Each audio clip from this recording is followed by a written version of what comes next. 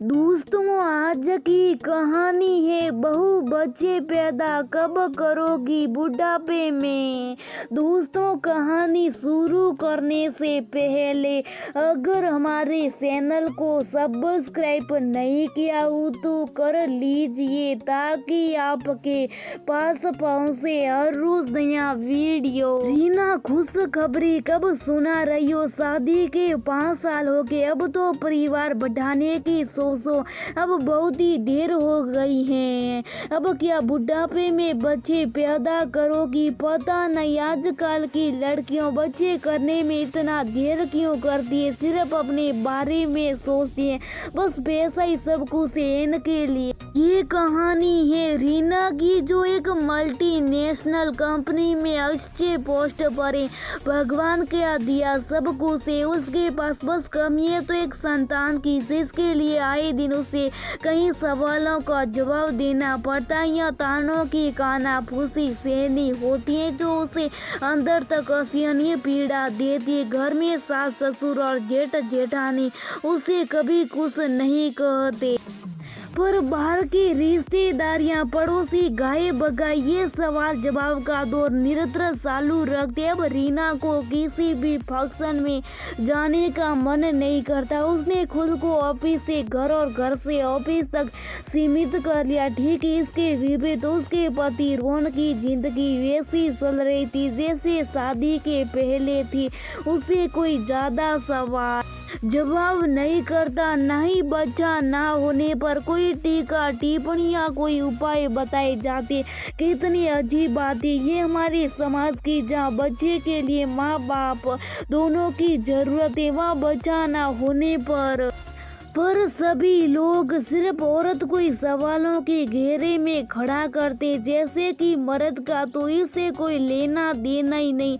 ऐसी कुछ साल और निकल गए, पर रीमा की गोद सुनी रही। डॉक्टर ने कई बार उसे रोहन का भी चेकअप करवाने को कहा, पर हर बार रोहन मना कर देता। पढ़े लिखे होने पर भी उसे चेकअप कराना उसे अपनी मर्दानगी के खिलाफ लगता था। इस बार रीना अपने जिद पर अड़ गई कि रोहन को अपना चेकअप करवाना ही पड़ेगा। ना चाहते हुए भी रोहन को चेकअप करवाना पड़ा। रिपोर्ट आने पर पता चला कि रोहन कभी पिता नहीं बन सकता। रीना को बहुत दुख हुआ, पर ना जाने स्त्री कहाँ से इतनी शक्ति लाती है कि अपना दुख दर्द भुलाकर वो पहले अपने परिवार वालों के बारे में सोचती हैं। रीना अभी अपना दर्द दबाए रोहन के पास गई और उसे हिम्मत देकर बोली कि रोहन चिंता मत करो, हमें माँ बाप बनने से कोई नहीं रोक सकता। रीना ने बच्चा गोद लेने का सोचा और घर में सबको ये बात बताई। बहू, मेरे जीते जी ऐसा नहीं हो सकता, तुम किसी दूसरे कुल खानदान के बच्चे को मेरे घर का चिराग नहीं बना सकती। रोहन ने मुझे सब कुछ बताया दिया है कि तुम कभी माँ नहीं बन सकती। हमने कभी कुछ कहा नहीं तुमसे, पर ये बच्चा गोद लेने की बात मुझसे बर्दाश्त नहीं होगा। रही बात बच्चे की, तो तुम रोहन के बड़े भाई के बच्चों को गोद ले लो, तुम्हारे अरमान भी पूरे हो जाएंगे और घर की बात घर में रह जाएगी। सुधा जी, रीमा की सास ने कहा, मम्मी जी आपने आज तक मुझे कुछ नहीं कहा, इसलिए आपका शुक्रिया, पर मैं जेठानी जी के बच्चों को गोद नहीं ले सकती। उन बच्चों के माता पिता है, बच्चे चाहकर भी मुझे माँ नहीं मान पाएंगे और जेठानी जी के साथ भी ये अन्याय होगा। मैं खुद भी सही मायनों में उनकी माँ नहीं बन पाऊंगी। रीमा ने अपनी बात रखी, जो भी हो, पर दूसरों के बच्चों को मैं अपने घर में नहीं लाने दे सकती। सुधा जी गुस्सा होते हुए बोल, माँ किया तब भी नहीं। जब आपको ये बात पता चले कि कमी रीमा में नहीं मुझ में, वो तो रीमा ने मुझे कहा था कि कमी उसके अंदर है। मैं ऐसा बोलूं, पर सच ये कि मैं कभी बाप नहीं बन सकता। रोहन ने अपने माँ के हाथ को अपने हाथों में लेते हुए कहा, ये बात बोल रहे हो तुम, ऐसा नहीं हो सकता।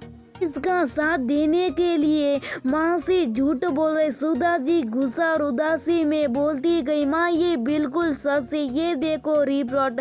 रीमा ने पहले भी बोला था मुझे चेकअप कराने को, पर मेरी झूठे अहम ने मुझे रोक रखा था। अब जब सच सामने आया तो मैं टूट चुका था, पर सीमा ने मुझे संभाला भी और अपनी दर्द को समेटते हुए उसने मुझे नई हिम्मत दी। हमारा समाज हमेशा औरत को ही बचाना होने के लिए जिम्मेदार ठहराता, उसी को सारे सवाल जवाब और सुझाव दिए जाते, जबकि सच तो यह कि बच्चे के लिए औरत और मर्द दोनों में से किसी को भी दोष नहीं देना चाहिए, न ही उन्हें सवाल जवाब के कटघरे में खड़ा करना चाहिए।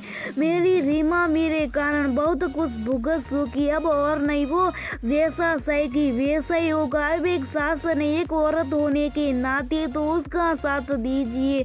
रोने सुधा जी की आंखों में आए हुए आंसुओं को पोंछते हुए कहा। सुधा जी ने रीमा को गले लगाते हुए उससे माफी भी मांगी और धन्यवाद देते हुए उसके फैसले में अपनी सहमति भी जाहिर की।